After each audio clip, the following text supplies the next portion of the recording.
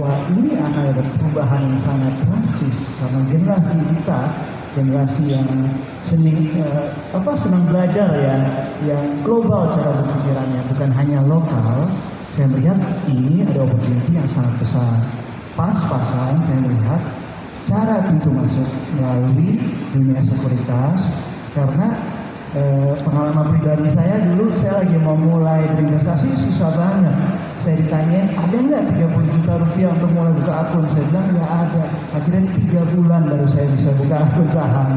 Jadi dari sana saya melihat ada opportunity masuk, tapi dari hari pertama kami melihat sebagai brand finansial. Mulai dari masalah pribadi dihadapi sehari-hari ya, Nah ini kan tergolong cukup muda ya, kita katakan tadi 2020. Apa sebenarnya rahasianya sehingga bisa survive, bukan hanya survive tapi thrive, berkembang begitu cepat sampai saat ini? Diferensiasi apa ya? Keunikan yang setelah masalah ditemukan, sudah berhasil mendirikan, apa yang setelah dijalani, oh ini kira-kira yang bikin ajaib bisa unggul. Sebenarnya yang saya ingin sampaikan ke teman-teman yang sedang berpikir ingin memulai perusahaan startup ataupun perusahaan teknologi, ada 2 tipe founder. Yang pertama, yang saya bilang orang yang passionate, ya, missionary. Yang kedua, orang yang namanya mercenary. Ya. Jadi kalau missionary, dia memulai perusahaan, mereka tanya dulu, apa passion saya, apa yang saya ingin perbaiki. Kalau untuk kami di Ajaib, dulu kami ingin meningkatkan inklusi keuangan dan juga pendalaman financial deepening anak-anak muda di Indonesia. Ada tipe kedua, yaitu adalah mercenary. Begitu mulai perusahaan berpikir kapan cuannya, kapan returnnya. Jadi saya bilang sebetulnya the only differentiation kalau mau menjadi suatu founder adalah resilience. Karena perjalanan pengembangan suatu perusahaan, tentunya perusahaan teknologi itu ada naik ada turunnya.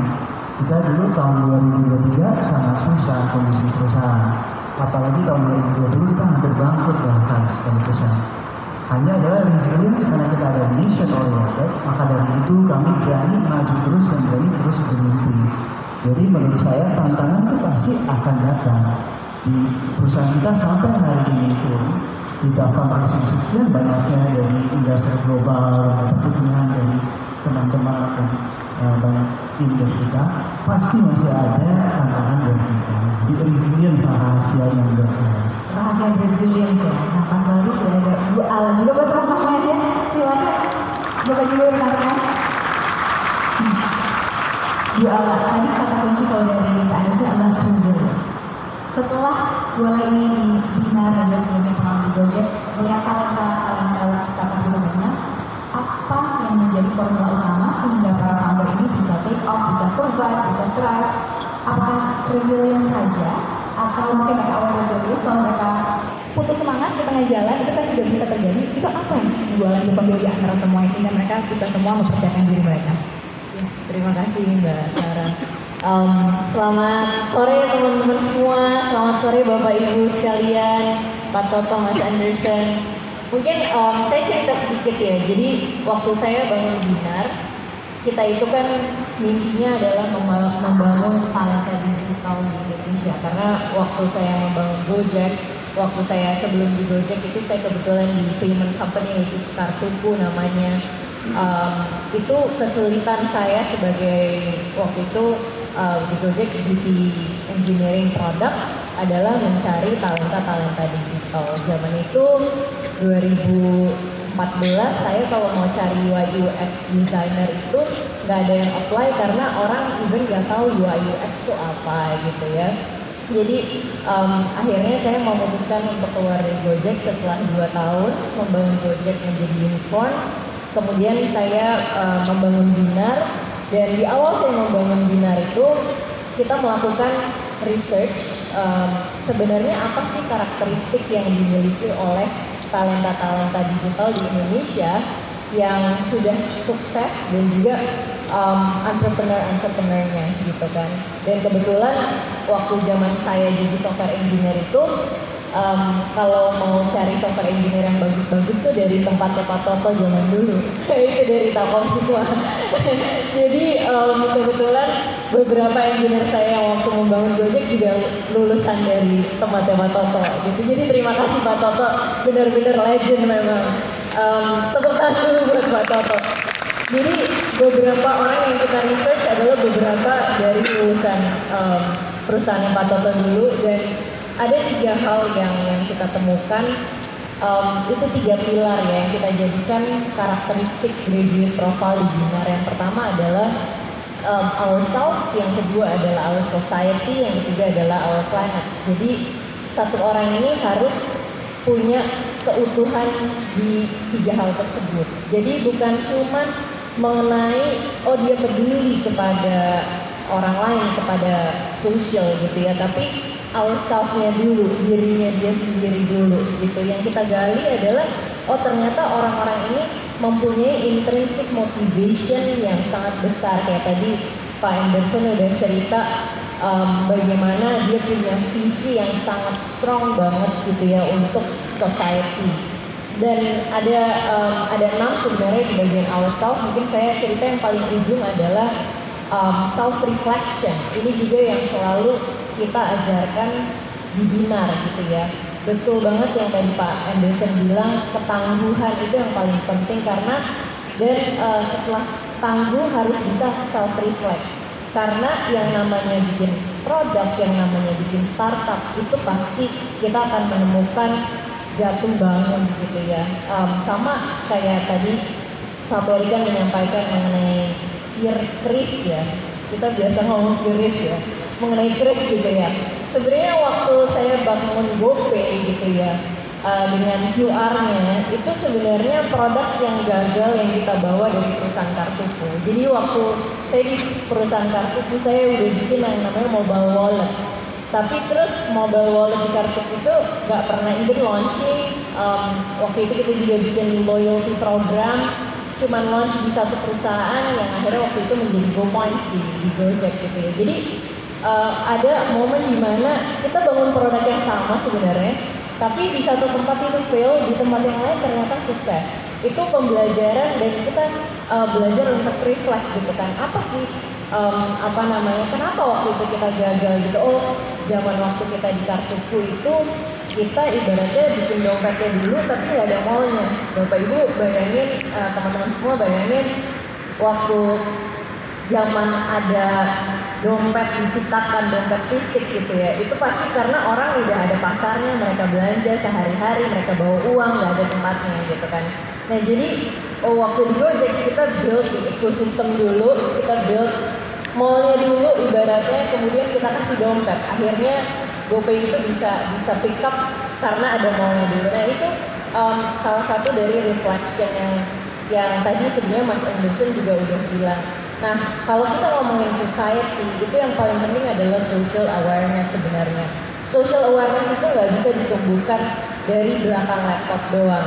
Social awareness itu teman-teman benar-benar harus datang ke lapangan, teman-teman harus ngerasain sendiri gitu ya, di customer seperti apa, teman-teman benar-benar own the pain gitu, own the customer pain, baru teman-teman akan ngerti. Jadi kalau bikin perusahaan, bikin startup, bikin produk digital, jangan cuma di belakang laptop, tapi teman-teman harus ngobrol langsung sama customer, bahkan teman-teman harus jadi customer itu sendiri gitu. Kayak saya kebetulan kan komisaris independen di Bluebird, kemarin tim saya baru present mengenai the AI plan gitu ya. Terus saya cuma nanya satu hal, kalian udah ngobrol belum sama pengemudi kita, gimana mereka ngedapetin penumpang gitu kan, pengemudi yang punya order paling tinggi gitu. Karena kita itu mau mentransfer brainnya pengemudi kita ke AI kita, gimana pengemudi lain itu bisa mendapatkan order yang sama kayak pengemudi yang top gitu. Jawabannya belum, saya cuma bilang ya udah stop presentasi, besok ngobrol dulu sama pengemudi gitu.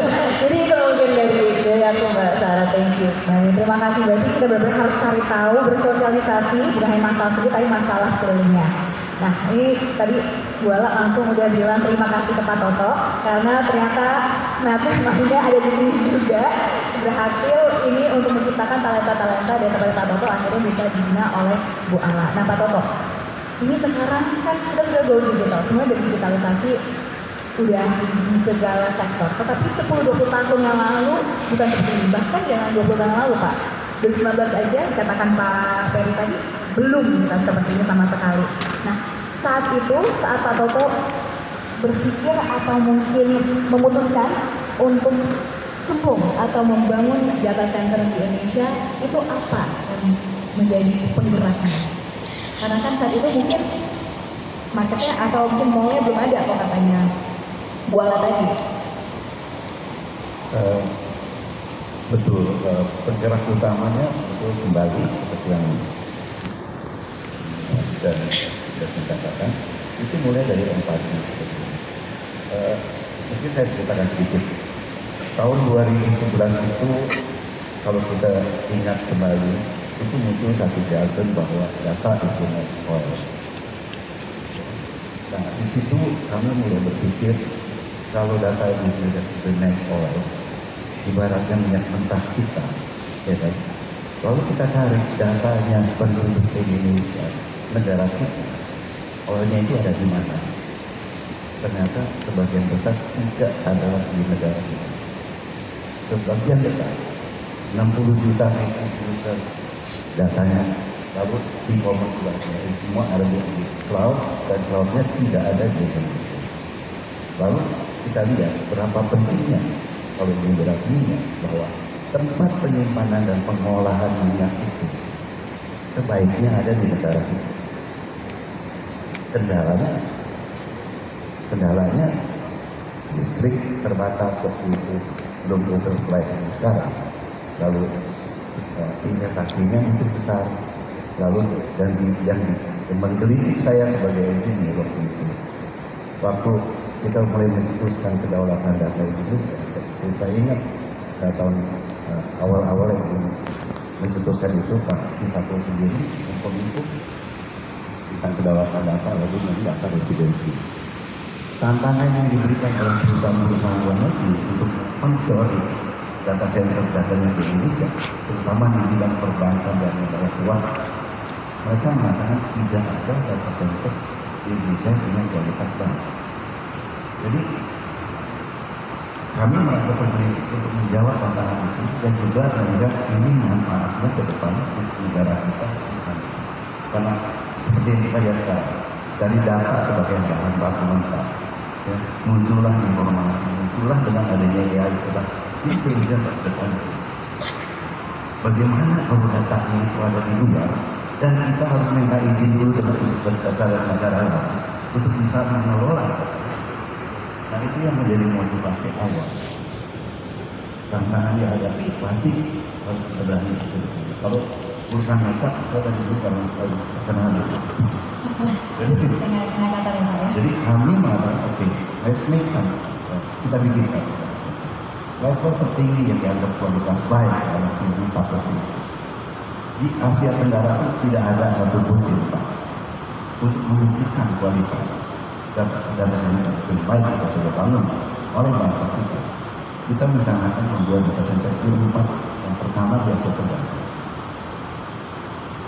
Visi kita, kalau saya bisa membuat data center tier 4 kualitas dan menawarkan jasa itu di harga tier 3 ataupun ya affordable to the market, itu adalah goal kita. Sehingga negara kita bisa mandiri dari sisi digital infrastruktur yang paling utama untuk di negara kita. Jadi kalau ditanya maksudnya dari tantangannya sih, bukan main, investasinya besar, dan kami dari mulai investasi 2011, 2012 mulai membangun, 2013 pertama kali operasi sampai 2015 laporan keuangan kita tuh merah gelap. Kalau itu apa nih Pak Toto rahasianya? Karena kan merah bahkan gelap terus habis itu peningkatan. Tetapi apa yang mendorong atau mungkin meyakinkan mengambil keputusan di masa-masa ketidakpastian, bahkan masih tergolong kalau Pak Toto tadi gelap tanda tidak Pak? Berarti tanda baru Nah, itu yang sebenarnya resilience, bahwa karena cita-citanya itu bukan untuk jadi kaya, tapi untuk memberikan manfaat yang besar ke negara. Kita punya endurance itu jauh lebih kuat. Itu akan men-trigger inovasi kita untuk bagaimana meletakkan inovasi kita di tempat yang benar supaya kita bisa sustain dan bisa memberikan manfaat bersama kita. Jadi memang itu inovasi yang dikatakan, inovasi bagaimana kita secara efisien sehingga kita punya napas panjang, ya. Karena modal terbatas. By the way, kami di CI ataupun semua perusahaan yang saya bangun dari awal, baik Sigma atau perusahaan pertama Indonesia dan Indonesia, kami tidak pernah menggunakan dana dari private equity. Kita tidak pernah menggunakan investor pribadi. Prinsip yang kami pegang, kita prioritaskan membangun suatu perusahaan itu equity dan memberi manfaat besar. Nomor satu, kita harus membentuk sustainability, kemandirian dari perusahaan itu. Kenapa itu jadi problem? Kalau kita dari awal membutuhkan uang investor, di mana kita tahu investor itu dia punya ekspektasi jangka waktu pendek hanya 5 tahun, 7 tahun. Terus setelah itu mereka ingin exit dengan multiplier, sedangkan kita punya impian yang lebih panjang, pasti suatu waktu kita nggak ada. Ya, itu satu hal. Jadi kenapa kita survive? Kita bisa berinovasi sehingga kita bisa melihat, dan kita baru berkembang di 2017 baru pertama kali perusahaan ini menghasilkan profit. Dan sejak itu profit maupun volume itu tiap tahun dapat. Untung kita tidak mati sebelum 2017. Ya untung aja sampai saat ini, untuk tangan yang bermartabat. Yang itu juga bagaimana ada sebuah manfaatan untuk masyarakat luas dan untuk orang banyak. Dan pasti di sini rekan-rekan Talent Digital, Future Talent ini juga hadir untuk memberikan manfaat yang ada yang besar. Nah, sekarang kita bahas tentang tantangan. Tadi Pak Toto bilang tantangannya dari tarik nafas sama Bang CI. Sekarang kita mau tanya Pak Anderson. Kalau dari Pak Anderson itu gimana nih? Tantangan-tantangan saat membangun Ajaib bahkan sampai sekarang yang dihadapi itu seperti apa? Tarik nafas boleh juga. Jadi sebenarnya teman-teman saya bukan lahir dari keluarga konglomerat apapun. Saya pun juga lagi ngebangun Ajaib. Sebenarnya latar belakang bukan dari pasar modal sama sekali. Saya latar belakangnya dari dunia teknologi, dan saya berharap bahwa teknologi mendapatkan peran baik dalam industri jasa keuangan. Jadi tantangan pertama adalah bagi saya yang mulai bagaimana OJK bisa percaya saya dengan izin pertama kami. Jadi dulu lagi kami coba mulai tahun 2019, bukan di sini di lapangan Banteng, kantor OJK. Saya minta Bapak Ibu bisa tolong dan izin pertama kami enggak. Kami mau bergerak di industri investasi secara digital.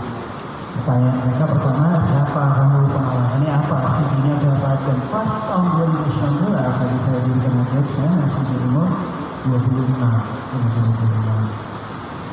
Akhirnya setiap hari sampai 1 bulan saya datang ke kantor OJK. Terkadang tidak ada undangan dari OJK, saya duduk di ada beberapa yang ingat mungkin ya, di sofa di luar, saya tungguin pegawai OJK ke WC. Begitu naik ke WC, saya bilang, Bapak Ibu, saya mengaku diri saya Anderson, kita ada aplikasi udah sampai sini, udah sampai mana ya? Akhirnya 1 bulan saya lakukan itu. Di hari terakhir salah satu orang itu ya Anderson, saya tuh nggak kenal kamu siapa, saya juga nggak tahu kamu ngapain, cuma aku bilang sepertinya kamu akan membawa angin segar ke dalam industri. Dan dari sana saya mendapatkan kepercayaan kepada kami. Dan kami sangat beruntung dari sana kami bisa berkembang dan kami dapat kepercayaan dari jutaan pengguna lainnya. Jadi sebetulnya tantangan itu pasti ada, dan saya juga rasa semua orang yang ingin memulai apa itu pun dari 0 ke 1 itu sangat sulit. Mau buka restoran, mau bisnis apa, 0 ke 1 itu paling sulit. Jadi kita harus pastikan what we're doing is worth it. Jangan bermimpi kecil, kita harus bermimpi besar. Karena melakukan hal kecil dari 0 ke 1 itu sangat sulitnya. Dan coba melakukan sesuatu yang sangat sulit. Bahkan sebetulnya kalau ambisi di awal kalian semakin besar, justru terkadang semakin mudah perjalanannya. Kenapa? Karena ambition is infectious. Kalau kalian bermimpi, banyak orang juga ingin membantu dan ikut juga dalam mission yang kalian sedang negara. Maka dari itu saya selalu percaya bahwa missionary sebagai seorang founder itu jauh lebih penting daripada mercenary. Bagaimana? Mungkin saya perwakilan OJK ditungguin 1 bulan lamanya. Akhirnya berhasil itu dia.